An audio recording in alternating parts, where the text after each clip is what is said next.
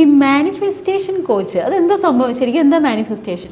Manifestation coach എന്ന് പറഞ്ഞാൽ manifest ചെയ്യാൻ പഠിപ്പിക്കുന്ന ഒരാൾ, അത്രേ ഉള്ളൂ. അപ്പോൾ ലൈഫ് കോച്ച് എന്ന് പറയുമ്പോൾ ഇപ്പം നമുക്ക് ഏത് കാര്യത്തിൽ വേണമെങ്കിലും കോച്ച്, നമ്മൾ ഏതിലാണോ നമുക്ക് പ്രാഗൽഭ്യം ഉള്ളത് ആ ഏരിയയിൽ, ഇപ്പം നന്നായിട്ട് ബേക്ക് ചെയ്യാൻ അറിയാവുന്ന ഒരാൾക്കാണെങ്കിൽ ബേക്കിംഗ് കോച്ച് ആവാം. ഇപ്പം അത് എന്തിലാണോ നമുക്ക് നല്ല ഹാൻഡ് റൈറ്റിംഗ് കോച്ച് ആവാം. ബിക്കോസ് അതിൻ്റെ ടെക്നിക്സ് ആൻഡ് സ്കില്ല് നമുക്കറിയാം, അത് മറ്റുള്ളവരെ ടീച്ച് ചെയ്യാൻ നമുക്കറിയാമെങ്കിൽ അതിൽ കോച്ച് ആവാം. അപ്പോൾ ഈ മാനിഫെസ്റ്റേഷൻ എന്ന് പറയുന്നത് ശരിക്കും പറഞ്ഞാൽ ഒരു പ്രോസസ്സാണ്. നമ്മുടെ തോട്ട്സിനെയും നമ്മുടെ ഇമോഷനെയും നമ്മുടെ ബിലീഫിനെയും അലൈൻഡ് ആക്ഷനെയും ഒക്കെ നമുക്ക് ആവശ്യമുള്ള, നമുക്ക് ആഗ്രഹിക്കുന്ന ഒരു ലൈഫിലേക്ക്, ആ റിയൽ ലൈഫ് എക്സ്പീരിയൻസിലോട്ട് ഷിഫ്റ്റ് ചെയ്യുന്ന ഒരു പ്രോസസ്സാണത്. അപ്പോൾ നമുക്കൊരു ഡ്രീം ഡിസയേഴ്സും ഗോൾസും ആഗ്രഹങ്ങളൊക്കെ ഉണ്ടാവും, ഇങ്ങനെ വേണം എൻ്റെ ജീവിതം. അതിനായിട്ട് നമ്മുടെ ചിന്തകളെയും ഇമോഷനെയും ഫീലിങ്സിനെയും ഒക്കെ നമ്മളൊന്ന് റിവർക്ക് ചെയ്യും. എന്നിട്ട് നമ്മൾ അത് ആഗ്രഹിച്ച കാര്യം ലൈഫിലേക്ക് എത്തിക്കുന്നതിനാണ് മാനിഫെസ്റ്റേഷൻ എന്ന് പറയുന്നത്. പിന്നെ ലോ ഓഫ് അട്രാക്ഷൻ എന്നാണ് അതിന് നിയമപരമായി പറയുവാണെങ്കിൽ. കാരണം നിയമം എന്ന് വെച്ചാൽ പ്രപഞ്ച നിയമം, യൂണിവേഴ്സൽ ലോ. ഇതൊരു മാജിക് ഒന്നുമല്ല, ഇതിന് പ്രോപ്പറായിട്ട് ട്രെയിനിങ് വേണം. നമ്മൾ അറിഞ്ഞോ അറിയാതെ മാനിഫെസ്റ്റേഷൻ ചെയ്യുന്നുണ്ട്. അപ്പോൾ അത് ചിലപ്പോൾ നമ്മൾ ആഗ്രഹിക്കുന്ന കാര്യങ്ങളാവില്ല നമുക്ക് ലൈഫിൽ വരുന്നത്, അത് നമ്മൾ കൊടുക്കുന്ന ഒരു എനർജിയുടെയാണ്. അപ്പോൾ ലോ ഓഫ് അട്രാക്ഷൻ എന്ന് പറഞ്ഞത് നിങ്ങൾ എന്താണോ നിങ്ങളുടെ ജീവിതത്തിൽ ഫോക്കസ് ചെയ്യുന്നത് അതാണ് നിങ്ങളുടെ ലൈഫിലേക്ക് വരുന്നത് എന്നുള്ളതാണ്. അപ്പം നിങ്ങൾക്ക് വേണ്ടതായിരിക്കില്ല നിങ്ങളുടെ ലൈഫിലേക്ക് വരുന്നത്, നിങ്ങൾ എന്താണോ അതാണ് നിങ്ങളുടെ ലൈഫിലേക്ക് വരുന്നത് എന്നുള്ളതാണ്. അതിൻ്റെ കോർ എസെൻസ് അതിലാണ്. ഇപ്പം എനിക്ക് ഭയങ്കര ഹാപ്പിയസ്റ്റ് ലൈഫ് വേണമെന്നാണ് എൻ്റെ ആഗ്രഹം. പക്ഷെ ഞാൻ എൻ്റെ ലൈഫിൽ ഏത് നേരവും മറ്റുള്ളവരെ ബ്ലെയിം ചെയ്യുന്നുണ്ട്, ജഡ്ജ് ചെയ്യുന്നുണ്ട്, കുറ്റം പറയുന്നുണ്ട്. ഇതിങ്ങനെ പോയിക്കൊണ്ടിരുന്നാൽ ഞാൻ ഒരിക്കലും ഹാപ്പിയസ്റ്റ് പേഴ്സൺ ആവില്ല. എൻ്റെ ആഗ്രഹം അതാ ഹാപ്പിയസ്റ്റ് പേഴ്സൺ ആവണമെന്ന്. പക്ഷെ ഞാൻ ചിലപ്പോൾ ഒരു ദിവസം ചെയ്യുന്ന ഇതായിരിക്കും. അപ്പോൾ ആദ്യം ഞാൻ എൻ്റെ തോട്ടിനെയും ഞാൻ എന്താ സംസാരിക്കുന്നത് എല്ലാത്തിനും അതിലേക്ക് ഷിഫ്റ്റ് ചെയ്യണം. അങ്ങനെ ആവുമ്പോൾ തന്നെ നമ്മളിൽ. പക്ഷെ ഇപ്പോൾ വന്നിരിക്കുന്നത്, ഇപ്പോൾ ഞാനൊരു ക്ലയൻ്റ് ആണെന്നിരിക്കട്ടെ, ഞാൻ വന്നിരുന്നു, ഞാനിങ്ങനെ ബ്ലെയിം ചെയ്യുന്ന ആളാണോ, ഞാൻ ജഡ്ജ് ചെയ്യുന്ന ആളാണോ, അങ്ങനെയൊന്നും മതി, ഞാൻ വളരെ കൂളായിട്ടാണ് വന്നിരിക്കുന്നത്. പക്ഷേ എനിക്ക് ഹാപ്പിയസ്റ്റ് ആയിട്ടുള്ള ഒരാളാവും ചെയ്യണം. അപ്പോൾ എങ്ങനെ കണ്ടുപിടിക്കും ഈ ഒരാളെ, ഈ എന്തൊക്കെ പറഞ്ഞാലും സംസാരിച്ചല്ലാതെ അവരുടെ വീട്ടിൽ പോകാൻ പറ്റത്തില്ലല്ലോ, എങ്ങനെ കണ്ടുപിടിക്കും? അതെ, ഇതിനൊരു പ്രോസസ്സ് ഉണ്ട്. പ്രധാനമായിട്ട് അവരോടത്ത് ആദ്യം നമ്മൾ ചോദിക്കുന്ന ക്ലാരിറ്റിയാണ്. അവർക്ക് എന്താ വേണ്ടതെന്നുള്ളതിൽ ഒരു ക്ലാരിറ്റി ഉണ്ടാക്കും. അപ്പോൾ ഇപ്പം ഇല്ലാത്ത കാര്യമായിരിക്കുമല്ലോ അവർക്ക് വേണമെന്ന് പറയുന്നത്. അപ്പോൾ അതിനകത്ത് തന്നെ പിന്നെ ആ ക്ലാരിറ്റിയിലേക്ക് എത്തുമ്പോഴായിരിക്കും അവരുടെ ലിമിറ്റിംഗ് ബിലീഫുകൾ നമുക്ക് ഫൈൻഡ് ഔട്ട് ചെയ്യാനായിട്ട് പറ്റുക. ആ ലിമിറ്റിംഗ് ബിലീഫ് എന്ന് വെച്ചാൽ ഇപ്പം നമുക്ക് എത്രയൊക്കെ പൊട്ടൻഷ്യലുണ്ട്. ഇപ്പോൾ നമ്മളൊരു ഫെറാറി കാറാണെന്ന് വിചാരിക്കുക, നമുക്ക് സെക്കൻഡ്സിൽ ഇത്ര കിലോമീറ്റർ സ്പീഡിൽ പോകാൻ പറ്റും. നമ്മൾ ആ ഫെറാറി കാർ നമ്മുടെ കേരളത്തിലെ റോഡിലോട്ട് ഇറക്കിക്കേ നമുക്ക് ആ സ്പീഡിൽ പോകാൻ പറ്റും? ഇല്ല. അതിൻ്റെ പ്രധാന കാരണം നമ്മുടെ റോഡ് കണ്ടീഷൻ പറയാം, പിന്നെ അതല്ലെങ്കിൽ ഇപ്പം നമ്മുടെ ട്രാഫിക് തിരക്ക് ഇതൊക്കെ പറയാം. അപ്പോൾ അതുപോലെ തന്നെ നമ്മുടെ മൈൻഡും. ഇപ്പം എനിക്ക് ഒത്തിരി പൊട്ടൻഷ്യൽ ഉണ്ടെന്ന് വെച്ചോ, എൻ്റെ മനസ്സിൽ ഉള്ള കുറേ ബ്ലോക്കേജ് ആണ് ഭയമായിട്ട്, ഫിയർ, എനിക്ക് തന്നെ എന്നിൽ അത്ര വിശ്വാസമില്ല, പിന്നെ എനിക്ക് ഡൗട്ട് ഫീലിങ്സ് കൂടുതൽ, എനിക്കത് കിട്ടുമോ എന്ന്, ഇതിനൊക്കെയാണ് ബ്ലോക്കേജ് എന്ന് പറയുന്നത്. അതിൽ ഞാൻ നിന്നോണ്ട് എനിക്ക് എത്ര ക്ലാരിറ്റി ഉണ്ടെങ്കിലും എനിക്ക് അതിലേക്ക് എത്താൻ പറ്റില്ല. സോ നമ്മളത് റിമൂവ് ചെയ്യണം, കംപ്ലീറ്റ് റിമൂവ് ചെയ്യുക. അതിന് ഹീലിംഗ് ആവശ്യമാണ്. പിന്നെ നമ്മൾ ന്യൂ ബിലീഫ്സിനും തോട്ട്സിനും ഒക്കെ റീഇൻസ്റ്റാൾ ചെയ്ത് കൊടുക്കണം. അപ്പോൾ അതൊരു പ്രോസസ്സാണ് മാനിഫെസ്റ്റേഷൻ. ഒരു 2 months പ്രോഗ്രാംസ് ഒക്കെ ഞാൻ കൊടുക്കുന്നുണ്ട്. അപ്പം 2 months കൊണ്ട് നമുക്ക് ഇതിൻ്റെ പ്രോസസ്സും അവരുടെ ലൈഫിൽ ഇപ്പോൾ 1-on-1 കോച്ചിങ് ആണ് ഞാൻ കൂടുതലും കൊടുക്കുന്നത്. അപ്പം ഒരാൾ വന്നിട്ട് അവരെ കംപ്ലീറ്റ് അവരുടെ ലിമിറ്റിംഗ് ബിലീഫും എങ്ങനെ ഹീൽ ചെയ്യണം, എങ്ങനെ റീപ്രോഗ്രാം ചെയ്യാം, ഇതെല്ലാം പഠിപ്പിച്ചു കൊടുക്കും. പിന്നെ അത് അവർ ഡെയിലി റിച്വലായിട്ട് ചെയ്യുമ്പോൾ ഇഷ്ടംപോലെ ഒത്തിരി കേസുകൾ പറയാനാണെങ്കിൽ ഒരുപാട് ആളുകൾ അവരുടെ ലൈഫിൽ അവർ വേണ്ടത് അച്ചീവ് ചെയ്തിട്ടുണ്ട്. പക്ഷെ ഇതൊക്കെ നമ്മൾ ഒരു കോൺഫിഡൻഷ്യാലിറ്റി എന്ന് പറയുന്നുണ്ടല്ലോ. ഇപ്പം ഈ പറഞ്ഞ പോലെ ഇപ്പോഴും ആളുകൾ അവരവരുടെ മെന്റേഴ്സിനെ അങ്ങനെ പറയാനായിട്ട് താല്പര്യപ്പെടുന്നില്ല. കാരണം വേറൊന്നുമല്ല, ഇപ്പം ഞാനിതെല്ലാം ചെയ്തു, ഇപ്പം എല്ലാവരും പണക്കാരാവണമെന്ന് അങ്ങനെയുള്ളൊരു വേൾഡ് നോക്കിക്കേ. ഇപ്പം എല്ലാത്തിനും എല്ലാ മേഖലകളിലും ആളുകൾ വേണമല്ലോ. അപ്പം അതുകൊണ്ട് തന്നെ എല്ലാവരും എല്ലാ ടെക്നിക്കുകളും ഒന്നും പറഞ്ഞു കൊടുക്കാനായിട്ട് ആഗ്രഹിക്കുന്നില്ല. അപ്പം അത് കോൺഫിഡൻഷ്യാലിറ്റി വളരെ ഇമ്പോർട്ടൻ്റ് ആണ്. അതുകൊണ്ട് തന്നെ ഇന്ന ആളെന്നെ എൻ്റെ മെന്റർ എന്ന് പറയുന്ന ആളുകൾ കുറവായിരിക്കും. എപ്പോഴെങ്കിലും ഫ്രണ്ടിൽ വന്നൊരാൾ ഇയാൾക്ക് പറ്റുമോ, അത് അയാൾ പറഞ്ഞതിൽ എത്തിപ്പെടാൻ പറ്റുമോ, അങ്ങനെ തോന്നിയിട്ടുണ്ടോ?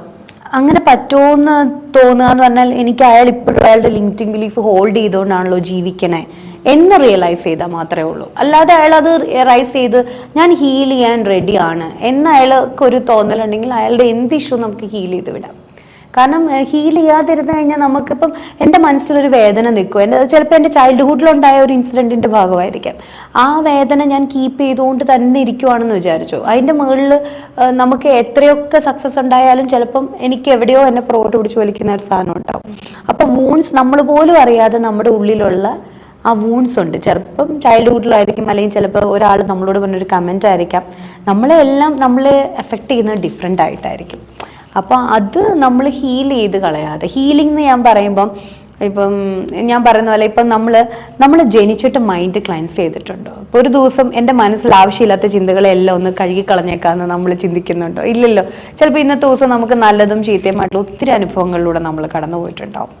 അപ്പോൾ അങ്ങനെ വരുന്ന സമയത്ത് നമ്മളത് രണ്ടും കീപ്പ് ചെയ്തല്ലേ കിടന്നുറങ്ങാൻ പോകുന്നത്. പക്ഷെ ഞാൻ പറയുന്നത് റെഗുലർലി നിങ്ങൾ മെന്റൽ ക്ലെൻസിങ് ചെയ്യണം, കളയണം, അതിനെ ഹോൾഡ് ചെയ്യരുത്. ഇപ്പൊ ലാലേട്ടനെയൊക്കെ ഒന്ന് ഒബ്സർവ് ചെയ്താൽ ക്ലിയർ ആയിട്ട് മനസ്സിലാവും. അദ്ദേഹം അതേ റിച്വലിൽ ജീവിക്കുന്ന ഒരാളാണ്. കാരണം അദ്ദേഹത്തിന്റെ ഇന്റർവ്യൂസ് ആണെങ്കിലും അല്ലെങ്കിൽ അദ്ദേഹം സംസാരിക്കുന്ന രീതിയാണെങ്കിലും. അപ്പം ഇപ്പം ഞാൻ പറയുകയാണെങ്കിൽ ലാലേട്ടൻ ഡയറക്റ്റ് ചെയ്ത മൂവിയാണ് ബറോസ് എന്ന് പറഞ്ഞ മൂവി. അപ്പോൾ ആ മൂവിയിലിപ്പം ഒരു ദിവസം ഇങ്ങനെ ഞാൻ അറിഞ്ഞതാണ്, എൻ്റെ സുഹൃത്ത് വഴി അറിഞ്ഞാണ്. അപ്പോൾ അദ്ദേഹം സെറ്റിൽ വന്നപ്പോൾ സെറ്റ് ഒട്ടും റെഡി ആയിട്ടില്ല. അപ്പോൾ റെഡി ആയിട്ടുള്ള നോർമലി അങ്ങനെ അദ്ദേഹത്തെ പോലെ ഒരു സൂപ്പർ സ്റ്റാറാണ്, അദ്ദേഹത്തിൻ്റെ സമയത്തിന് വളരെ മൂല്യമുള്ളതാണ്. അപ്പം വന്നിട്ട് പറഞ്ഞു ഓക്കെ സെറ്റ് റെഡി ആയിട്ട് എന്നെ വിളിക്കൂ എന്ന് പറഞ്ഞു അദ്ദേഹം.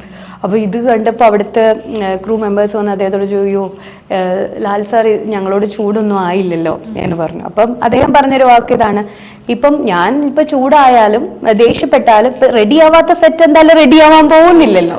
ഇവൻ ഞാൻ ആ നെഗറ്റീവ് ഇമോഷൻ നിങ്ങൾക്ക് തന്നു കഴിഞ്ഞാൽ എന്നെയാണ് ഹോൾ ഡേ അത് എഫക്ട് ചെയ്യുന്നത്. സോ അതിന്റെ ആവശ്യം ഇല്ല എന്ന് പറഞ്ഞു. അപ്പൊ നിങ്ങൾ പോയി റെഡി ആക്കുമെന്ന് പറഞ്ഞിട്ട് അദ്ദേഹം അവിടെ വെയിറ്റ് ചെയ്തു എന്നാണ് പറയുന്നത്.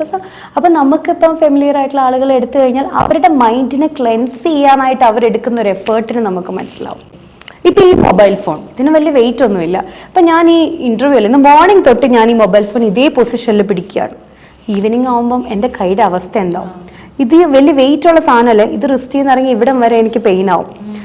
അപ്പോൾ നേരെ മറിച്ച് ഇതിന് വലിയ അതുപോലെയാണ് നെഗറ്റീവായിട്ടുള്ള ഇമോഷൻസ്. ചിലപ്പോൾ ഒരാളുള്ള ദേഷ്യം, ചിലപ്പോൾ ഒരാൾ പറഞ്ഞൊരു കമൻ്റ് ആയിരിക്കും നമുക്ക് എഫക്റ്റ് ചെയ്യുക. അപ്പോൾ ഇതിനൊക്കെ നമ്മൾ ഹോൾഡ് ചെയ്തുകൊണ്ട് പോകുമ്പോൾ നമ്മുടെ ഇന്നർ വാല്യൂസിനെ അത് എഫക്റ്റ് ചെയ്യും. അപ്പോൾ അതിനെ ഒന്ന് ക്ലെൻസ് ചെയ്യുമ്പോഴായിരിക്കും നമുക്ക് ശരിക്കും മാനിഫെസ്റ്റേഷൻ ചെയ്യാൻ എളുപ്പം.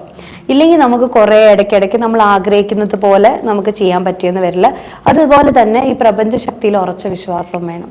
നമുക്ക് കറക്റ്റായിട്ട് നമ്മളത് റിസീവ് ചെയ്യാൻ പ്രാപ്തമാവുമ്പോൾ അത് നമ്മളിലേക്ക് എത്തും എന്ന് വിശ്വസിക്കാൻ പറ്റണം.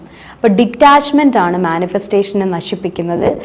കില്ലർ എന്ന് പറയും. കില്ലർ ഓഫ് മാനിഫെസ്റ്റേഷൻ എന്ന് പറയുന്നത് അറ്റാച്ച്മെൻ്റ് ആണ്. അതായത് നമുക്ക് ആ റിസൾട്ട് ഓറിയൻറ്റഡ് ആയിട്ട് ഇപ്പം ഞാൻ മാനിഫെസ്റ്റ് ചെയ്തു, വിഷ്വലൈസ് ചെയ്തു, അഫർമേഷൻസ് പറഞ്ഞു, സംഭവം ഇതുവരെ നടന്നില്ല. അപ്പം നമ്മൾ ഒരുപാട് റിസൾട്ട് ഓറിയൻറ്റഡ് ആയിട്ട് അറ്റാച്ച്ഡ് ആവുമ്പോൾ അത് വൈകും. അങ്ങനെ കുറച്ച് നിയമങ്ങളുണ്ട് മാനിഫെസ്റ്റേഷനിൽ. അപ്പോൾ അതിനെ നമ്മൾ ശരിക്കും പ്രൊഫഷണലായിട്ട് പഠിക്കുമ്പം ആ വിഷയത്തെക്കുറിച്ച് നമുക്ക് മനസ്സിലാവും. അപ്പം വൺസ് പഠിച്ചു കഴിയുമ്പോൾ നമുക്ക് നമ്മുടെ ലൈഫിൽ അപ്ലൈ ചെയ്യാൻ പറ്റും. അത് അങ്ങനെ ഇപ്പോൾ ഒരു മന്തിലെങ്കിലും നമ്മൾ മൈൻഡിനെ അങ്ങനെ ഒന്ന് വേണ്ടാത്തത് എന്തൊക്കെയാണെന്നൊക്കെ മനസ്സിലാക്കി. ഇപ്പോൾ ഒരു റൂം ഫുള്ള് ക്ലെറ്റേർഡ് ആയിട്ട് കിടന്നിട്ട് അതിൻ്റെ അകത്ത് നല്ലൊരു ഫ്ലവർ വേസ് കൊണ്ടെന്ന് വെച്ചാൽ എന്തായിരിക്കും അവസ്ഥ? ഒരു കാര്യമില്ല. അപ്പോൾ ആദ്യം നമുക്ക് നല്ലത് ലൈഫിലേക്ക് വരണമെങ്കിൽ അതിനുള്ളൊരു സ്പേസ് നമ്മുടെ ഇൻസൈഡ് നമ്മൾ ക്രിയേറ്റ് ചെയ്യണം. എന്നാൽ മാത്രമേ നമുക്ക് നമ്മുടെ ലൈഫിലോട്ട് വരുള്ളൂ. അപ്പം എനിക്ക് നല്ലൊരു ഫർണിച്ചർ മേടിക്കണം എന്ന് ആഗ്രഹമുണ്ടെന്ന് വിചാരിച്ചു, പക്ഷെ ആ റൂം നിറച്ച് ഫർണിച്ചറാ. പിന്നെ ആ നല്ല ഫർണിച്ചർ ആ റൂമിൽ വന്നാൽ പോലും അത് കിടന്നാൽ ഭംഗിയുണ്ടാവും. അപ്പം നല്ലത് വരണമെന്ന് ആഗ്രഹമുള്ളവർ ഇൻസൈഡ് ആയിട്ട് അനാവശ്യമായി ഹോൾഡ് ചെയ്തേക്കുന്ന സംഭവങ്ങളെല്ലാം എറൈസ് ചെയ്യണം. അപ്പം ഇത് മാനിഫെസ്റ്റേഷനിൽ ഞാൻ കോച്ച് ചെയ്യും. അപ്പം ശരിക്കും പറഞ്ഞാൽ നമ്മളിൽ തന്നെ ഒരു സത്യം പറഞ്ഞാൽ നമ്മളെ തന്നെ ഒരു ക്ലെൻസ് ചെയ്യുന്ന നല്ലൊരു പ്രോസസ്സാണ്. അല്ലാതെ നിങ്ങൾക്ക് ആ പണക്കാരനാവണോ, നിങ്ങൾക്ക് അത് വേണോ, പെട്ടെന്ന് കിട്ടും മാനിഫെസ്റ്റേഷൻ, അങ്ങനെയല്ല ഞാൻ പറയുന്നത്. നിങ്ങൾക്കിതൊക്കെ കിട്ടും. കാരണം നമുക്ക് ലൈഫിൽ എല്ലാവർക്കും ആവശ്യത്തിനും പണം വേണമെന്ന് ആഗ്രഹമുണ്ട്, പിന്നെ നല്ല ഹെൽത്ത് വേണമെന്ന് ആവശ്യമുണ്ട്, മനസ്സമാധാനമുള്ള മനസ്സ് വേണമെന്ന് ആഗ്രഹമുണ്ട്, നല്ല റിലേഷൻഷിപ്പ് വേണമെന്ന് ആഗ്രഹമുണ്ട്. അപ്പം ഇതാണ് മെയിൻ കോർ ഏരിയാസ്. ഇതെല്ലാ മനുഷ്യരുടെ ആഗ്രഹമാണ്. അപ്പോൾ അത് അവരാഗ്രഹിക്കുന്ന തലത്തിലേക്ക് അവർക്ക് വരണമെങ്കിൽ ഇങ്ങനെയുള്ള ബ്ലോക്കേജസ് ഫൈൻഡ് ഔട്ട് ചെയ്യണം. ഇപ്പം നമ്മളെ സ്നേഹിക്കപ്പെടാൻ അർഹരല്ല എന്നുള്ളൊരു തോട്ട് നമ്മുടെ ഇൻസൈഡ് കിടക്കുവാണെങ്കിൽ നമ്മളെ സ്നേഹിക്കുന്ന എത്ര പാർട്ണർ വന്നിട്ടൊരു കാര്യമില്ല. അപ്പം റൈറ്റ് ആയിട്ടുള്ള ആളുകൾ നമ്മളെ തേടി എത്തില്ല. ഇപ്പം ഇത് കേട്ടുകൊണ്ടിരിക്കുന്ന ആളുകൾക്കും ഒരു കാര്യം നിങ്ങൾ ലൈഫിൽ ശ്രദ്ധിച്ചാൽ മനസ്സിലാവും. നിങ്ങളുടെ ചില പാറ്റേൺസ് റിപ്പീറ്റ് ചെയ്യപ്പെടുന്നതായിട്ട് കാണാൻ പറ്റും. അതായത് ചിലപ്പോൾ റിലേഷൻഷിപ്പിൻ്റെ നിങ്ങൾ എപ്പോഴും തേടിയെത്തുന്ന ടോക്സിക് ആയിട്ടുള്ള പാർട്ട്നേഴ്സ് ആയിരിക്കും. ചിലപ്പം ഇപ്പം അല്ലെങ്കിൽ നിങ്ങളിപ്പം ഈ പാർട്ട്ണർഷിപ്പിന്റെ കാര്യം മാത്രമല്ല, ഇപ്പൊ ഫ്രണ്ട്സ് ആയിക്കോട്ടെ, നിങ്ങൾ അംഗീകരിക്കുന്ന ആളുകൾ നിങ്ങളുടെ ചുറ്റും കുറവായിരിക്കാം. ചിലപ്പോൾ ഹെൽത്ത് വൈസ് നിങ്ങൾക്ക് എപ്പോഴും അസുഖമായിരിക്കും. അപ്പൊ ആ സെയിം പാറ്റേൺ ഇത് തന്നെ എൻ്റെ ലൈഫേ ഇങ്ങനെയാണല്ലോ എന്ന് ചിന്തിക്കുന്നതിൽ പകരം നിങ്ങളുടെ എന്താ ഉള്ളിൽ ഹോൾഡ് ചെയ്തിരിക്കുന്നത് എന്നൊന്ന് ചിലപ്പോൾ എനിക്കിപ്പോൾ ഈ പറഞ്ഞപ്പോൾ എനിക്കൊരു കാര്യം തോന്നുന്നത്, ഇപ്പോൾ ഈ പറഞ്ഞ പോലെ എപ്പോഴും അസുഖമൊക്കെ ഉള്ളവരാണെങ്കിൽ എപ്പോഴും അവർ അതിനെക്കുറിച്ച് ചിന്തിക്കുന്നു. അപ്പോൾ എനിക്ക് തോന്നുന്നു അത് തന്നെ അവരുടെ അടുത്തേക്ക് വരുന്നു അല്ലേ. നമ്മൾ നമ്മുടെ മനസ്സിനെ ക്ലെൻസ് ചെയ്ത് അതിനെക്കുറിച്ച് ചിന്തിക്കാതെ കുറച്ചും കൂടെ ഹാപ്പി ആയിട്ട് ഇരുന്ന് കഴിഞ്ഞാൽ എനിക്ക് തോന്നുന്നത് കുറച്ചും കൂടെ. തീർച്ചയായിട്ടും അതാ പറയുന്നത്, you don't attract what you want, you attract what you are എന്നാ പറയാ. നീ എന്താണോ അതാണ്. ഈ കാന്തത്തെ അട്രാക്ട് ചെയ്യണം. ആദ്യം നമ്മൾ കാന്തം ആവണല്ലോ. ഇപ്പൊ നല്ല സന്തോഷമുള്ള ആളാവണമെങ്കിൽ സന്തോഷമുള്ള ആൾക്കാർ മറ്റുള്ളവരെ കുറ്റം പറയുമോ? ഇല്ല. അപ്പൊ അത് മാക്സിമം അവർ അവോയ്ഡ് ചെയ്ത് അവരെപ്പോഴും ഒരു പ്രസൻസ് ഓഫ് മൈൻഡിൽ പ്ലസന്റ് ആയിട്ടും കാം ആയിട്ടിരിക്കാൻ നോക്കും. പിന്നെ ഇപ്പം ഈ സൂപ്പർ സ്റ്റാർസ് ഇപ്പം വളർന്നു വരുന്ന ആരെ അങ്ങനെ നോക്കിക്കഴിഞ്ഞാൽ മനസ്സിലാവും കേട്ടോ. കാരണം ടോപ്പായിട്ടുള്ള പല ആളുകളും ഈ ടെക്നിക്സ് എല്ലാം അപ്ലൈ ചെയ്തിട്ടുള്ളവരാണ്. കാരണം അവരുടെ ലൈഫ് സ്റ്റോറി വളരെ കുറച്ച് ആളുകളാണ് ഓപ്പൺ ആയിട്ട് ഷെയർ ചെയ്യുന്നത്. പക്ഷെ നമുക്ക് മനസ്സിലാവുന്ന ഒരു കാര്യമാണ്. കാരണം ഒരു നല്ല റിച്വൽസ് ഫോളോ ചെയ്യുന്നവരായിരിക്കും, മൈൻഡിനെ പ്രോപ്പറായിട്ട് ക്ലെൻസ് ചെയ്യുന്നവരായിരിക്കും. അങ്ങനെ ആകുമ്പോഴേ അവർക്ക് നല്ല ജ്ഞാനത്തോടു കൂടിയിട്ട് പെരുമാറാനൊക്കെ പറ്റാറുള്ളൂ. അപ്പം അതൊരു പ്രോസസ്സാണ്. നമ്മൾ ബോഡീനെ റീവർക്ക് ചെയ്തെടുക്കില്ലേ, വെയിറ്റ്, അതാവുമ്പോൾ പെട്ടെന്ന് ആളുകൾക്ക് മനസ്സിലാവും. വെയിറ്റ് ഒക്കെ കുറയ്ക്കാനായിട്ട് നമ്മൾ എത്രമാത്രം അതുപോലെ മൈൻഡിനെ റീവർക്ക് ചെയ്യുമ്പം എല്ലാ ബിഹേവിയേഴ്സും ലേണബിൾ ആണെന്നാണ് ഞാൻ പറയുന്നത്. വേറൊരു കാര്യം ഇപ്പോൾ ഇങ്ങനെ പറഞ്ഞപ്പോൾ എൻ്റെ മനസ്സിലേക്ക് വന്നത്, ശരിക്കും നമ്മളെ മാനിഫെസ്റ്റ് ചെയ്ത് അല്ലെങ്കിൽ ഒന്ന് ഭംഗിയാക്കാൻ അതിനൊരു ഏജ് ലിമിറ്റ് ഉണ്ട്. ഇപ്പോൾ ഒരു പ്രായമുള്ള ആളെന്ന് പറഞ്ഞാൽ അയാളുടെ ഏജിൻ്റെ അത്രയും മനസ്സിൽ കുന്നുകൂടി കിടക്കുന്ന കാര്യങ്ങളായിരിക്കും. അതിനങ്ങനെ ഒറ്റയടിക്ക് കളയാൻ പറ്റുമോ? അവരുടെ ഏജിന്റെ അത്ര ഏജുള്ള കാര്യങ്ങളായിരിക്കില്ലേ അവരുടെ മനസ്സിൽ കിടക്കുന്നത്. ഇപ്പൊ ഒരു കൊച്ചുകുട്ടിയെ ചിലപ്പോൾ നമുക്ക് പെട്ടെന്ന് നല്ലതാക്കി എടുക്കാൻ പറ്റുമായിരിക്കും. പക്ഷെ ഒരു പ്രായം ഇപ്പോൾ ഒരു 70 വയസ്സുള്ള ആളെന്ന് പറഞ്ഞു കഴിഞ്ഞാൽ ചിലപ്പോൾ അയാൾ ഒരു 50 വർഷമായിട്ട് ഹോൾഡ് ചെയ്യുന്ന കാര്യങ്ങളായിരിക്കാം.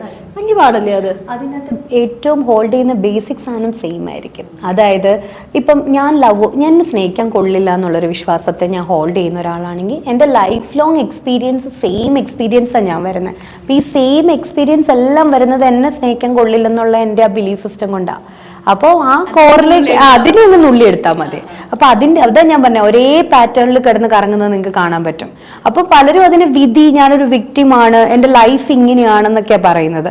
പക്ഷെ അതിന്റെ റീസൺ നിങ്ങളാണത് ക്രിയേറ്റ് ചെയ്യുന്നത് എന്നുള്ളതാണ് ഉത്തരവാദിത്വം. അതിനെ കിള്ളിയെടുക്കുക, അവരെ അത് മനസ്സിലാക്കിപ്പിക്കുക ഇതാണെന്നുള്ളത്, മറന്നു പോവാനായിട്ട്. അപ്പൊ അതൊക്കെ ഓരോ സൈക്കോളജിസ്റ്റുകളും ചെയ്യുന്ന ഇപ്പൊ തെറാപ്പീസ് ആയിക്കോട്ടെ ഇതായിക്കോട്ടെ എല്ലാം ഡിഫറെന്റ്, അവരുടേതായിട്ടുള്ള ഒരു അപ്രോച്ചും കൂടെ അതിൽ വരുമല്ലോ. ഇപ്പൊ സെയിം സാധനം, ഇപ്പൊ ഒരു ചായ തന്നെ, ചായയുടെ ഇൻഗ്രീഡിയൻസ് സെയിം ആണ്, പക്ഷെ ഒരു 10 പേര് ചായ എടുത്ത 10 രീതിയിലായിരിക്കും. അപ്പൊ എന്ന് പറഞ്ഞ പോലെ തന്നെയായിരിക്കും സൈക്കോളജിസ്റ്റുകൾ. ഇപ്പൊ ഓരോ സൈക്കോളജിസ്റ്റിനെ നിങ്ങൾ അപ്രോച്ച് ചെയ്യുമ്പോഴും അവരുടെ എനർജി, അവരകത്ത് ഹോൾഡ് ചെയ്തിരിക്കുന്ന വാല്യൂം ഒക്കെ ഒരു ഇതാവാം. അപ്പോൾ ഇപ്പം ഈ കാര്യത്തെക്കുറിച്ച് വേറൊരു സൈക്കോളജിസ്റ്റ് അവിടെ ഇരുന്ന് സംസാരിക്കുന്ന എൻറ്റയർലി വേറെ കോൺസെപ്റ്റ് ആയിരിക്കും പറയാം. കാരണം അത് ഓരോരുത്തരും ഹോൾഡ് ചെയ്യുന്നതും തമ്മിൽ ഡിഫറൻസ് ഉണ്ടാവും. അപ്പം എൻ്റെ ഒരു അപ്രോച്ചാണ് ഞാൻ പറഞ്ഞത്. പക്ഷെ എനിക്ക് തോന്നുന്നു ഈ ഒരു അപ്രോച്ചിൽ ഒരുപാട് പേരെ ഹീൽ ചെയ്യാനായിട്ട് എനിക്ക് സാധിക്കുന്നുണ്ട്. ഒത്തിരി പേർക്ക് ഇപ്പോൾ ബ്രോക്കൺ ആയി പോകുന്ന റിലേഷൻഷിപ്സ് പോലും നന്നായി വരുന്നുണ്ട്.